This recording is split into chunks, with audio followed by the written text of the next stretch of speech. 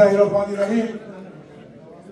বিয়ানীবাজার গোলাপগঞ্জ কর্তৃক আয়োজিত আজকের সভার সভাপতি বাংলাদেশ জাতীয়তাবাদী দল বিএনপির সাবেক সংগ্রামী সভাপতি আলহাজ শাস্তা চৌধুরী কুদ্দুস ভাই, আজকে যাকে নিয়ে অনুষ্ঠান, আজকের প্রধান অতিথি জাতীয়তাবাদী ছাত্র দলের সোনালী ফসল, তৃণমূল থেকে উঠে আসা নেতৃত্ব, জাতীয়তাবাদী ছাত্র দল সিলেট জেলা শাখার সংগ্রামী সাবেক সভাপতি, সিলেট জেলা বিএনপির সংগ্রামী সাধারণ সম্পাদক,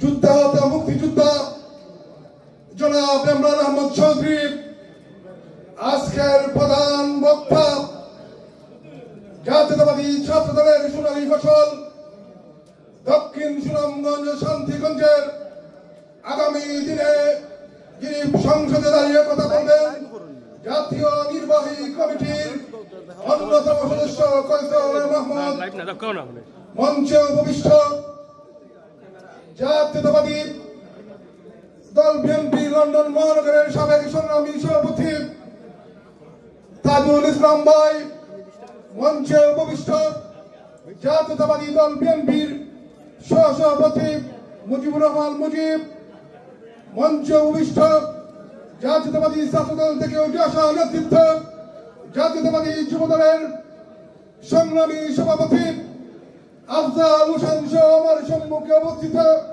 বাংলাদেশ জাতীয়তাবাদী যুব দল, স্বেচ্ছাসেবক দল, বিএনপি সহযোগী সংগঠনের নেতৃবৃন্দ, সবাইকে জাতীয়তাবাদী যুব দলের পক্ষ থেকে সংগ্রামী শুভেচ্ছা অভিবাদন।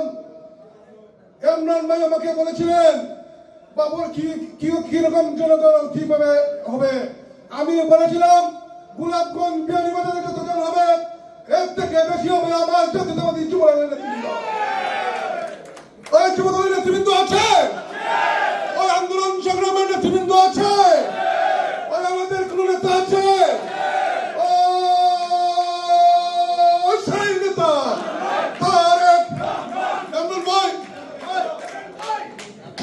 উপস্থিতি। আমার অত্যন্ত দুঃখ, আমার জন্ম সিলেটে হয়েছে কিন্তু আমি বেড়ে উঠেছি ঢাকায়। সিলেটের নেতৃবৃন্দের সাথে আমার রাজনীতি করার সৌভাগ্য হয় নাই।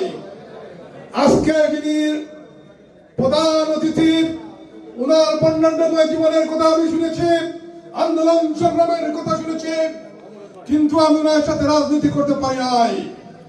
আমার বিশ্বাস উনি স্বৈরাচার বিরোধী আন্দোলনে রাজপথে দাঁড়িয়ে প্রত্যেকটি সংগ্রামী উনি অনেক রাজপথে ভূমিকা পালন করেছেন, অনেকে অনেক বক্তব্য বলে গেছেন।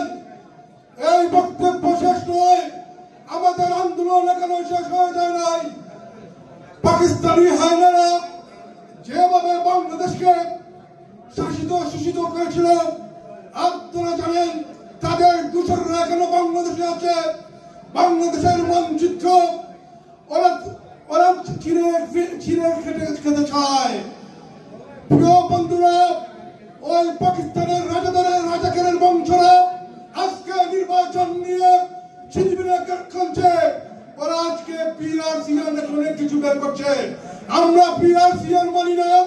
এই পিআরসিএন অধীনে কোন রাজনীতি, কোন ইলেকশন বাংলাদেশে হবে না, আমরা হতে দেব না।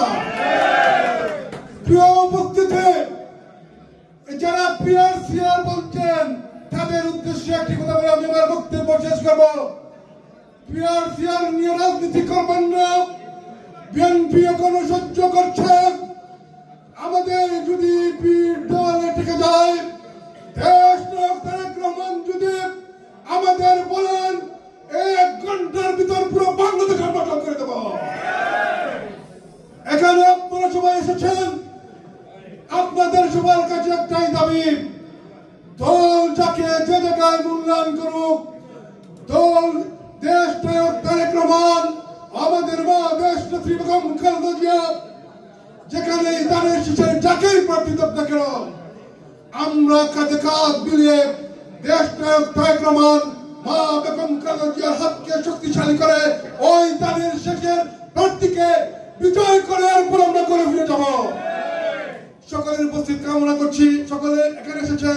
আমার পক্ষ থেকে, জাতীয়তাবাদী যুব দলের পক্ষ থেকে সবাইকে আবারও শুভেচ্ছা জানিয়ে বক্তব্য শেষ করছি। খুদা হাফেজ। বাংলাদেশ জিন্দাবাদ। আমার প্রাণের সংগঠন জাতীয়তাবাদী যুব দল জিন্দাবাদ জিন্দাবাদ। তারেক রহমান দীর্ঘ